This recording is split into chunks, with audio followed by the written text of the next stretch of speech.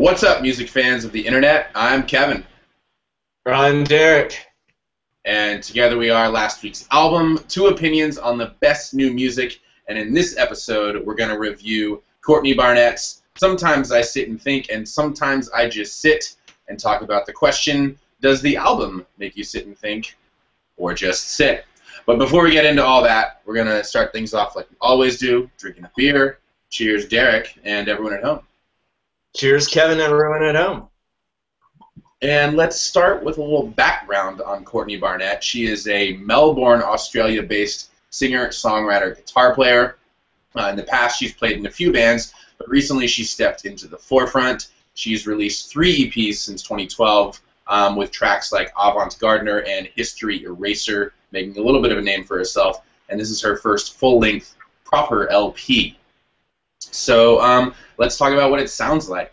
Derek, what do you think? Sometimes I sit and think, and sometimes I just sit, also sometimes known as suicidal. No one calls it that. What do you think it sounds like, Derek? Kevin, I think the album sounds like grungy surf punk with pointed political humorous lyricism of a Todd Snider. Nice. I like that reference. I think it sounds like the most vulnerable, laughable parts of your inner monologue strewn out over a blanket of infectious garage pop. So with that, let's talk about some key tracks. Derek, which one did you pick? I'm going with Depreston. Well-titled track. I enjoy that name. I'm going to go with number 2, which is called Pedestrian At. So I will kick things off here since it comes earlier on the album. It's got these really fuzzed out guitars, some trashy drums, these really stream of consciousness vocals, this onslaught of lyrical genius spewed like a waterfall, but it's really meticulously phrased and delivered. And thematically, she sort of contemplates all the hype surrounding her music, and she takes equal turns assaulting both her critics and herself. And probably the heaviest track on the album, both lyrically and sonically, it really just left me feeling dazed and confused, and it was over too soon. And all of those, for me personally, are the signs of a really great track when you're left wondering what just happened and why is it already over. So definitely check out number 2, Pedestrian At Best. Derek, tell us about number 5, Depreston. All right, Kevin. Depreston, it's really kind of focused around this strummed electric guitar riff. There's some backing flourishes. There's a soft cymbal snare drum beat. Kind of later on, there's a reflective guitar solo, and at the bridge, it kind of transitions to a syncopated vocal melody that repeats as the instrumentation builds to a peak in the background. The lyrics here describe looking at a house for sale in Preston, a less than desirable neighborhood in Melbourne. Hence the track title, Depreston. The lyrics here shift towards the end, focusing more, less so on the house itself, the neighborhood, etc., but more on the life of the deceased woman who lived there previously, kind of culminating in the line, and I can't think of floorboards anymore, whether the front room faces south or north, and I wonder what she bought it for. So I just really, from a lyrical standpoint, really enjoyed how she really shifted the focus of this song right in the middle. So it really good. Yeah, and if we haven't talked about the lyrics enough already, let's talk about some best lyrics. I'm going to go first here. I'm picking one from Small Poppies. And she says, I don't know quite who I am, oh, but man, am I trying.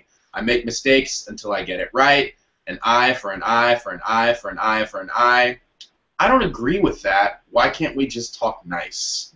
It really sums up the introspective, sort of self-deprecating tone of the entire album. She's amazingly adept at capturing sort of all these facets of the human experience and all the hypocrisy that goes along with all of our imperfectness. So I thought that line really captured that nicely. Which one are you digging, Derek? All those things you just said are a great segue for my lyric here. Mine, it comes from the album opener, Elevator Operator, and to just kind of give some context, the character leaves their job frustrated, and he takes an elevator to the top of a very tall building, and this woman gets in with him, and she's like, "Hey, don't jump," and he's like, "I'm not suicidal, just idling insignificantly. I come up here for perception and clarity. I like to imagine I'm playing SimCity." I just really like the rhyme scheme there, ties it all together, and again, calls out the hypocrisy of perception, all that type of stuff, and it references SimCity, which is fantastic. I never thought I would hear the word SimCity in a song, so hats off to you. Yeah, strong work there, Courtney, and elsewhere. All right, let's talk about overall rating. I guess I'll go ahead and go first. I'm going to give this one a 5 out of 5. I think it's incredibly catchy, but with grit and personality and humor and relatableness. Personally, I think if you find Father John Misty funny and self-deprecating, you really need to listen to Courtney Barnett. Some really thought-provoking lyrics about who we are and why we're here and who really cares anyway. And she can also slay at guitar, which is evident, I think, in Small Poppies and Kim's Caravan. And for me, personally, it's my pick of the album of the year so far. And to answer the big question, does this album make you sit and think or just sit? It makes me get up and think and laugh and press repeat, most importantly. So what do you think, Derek?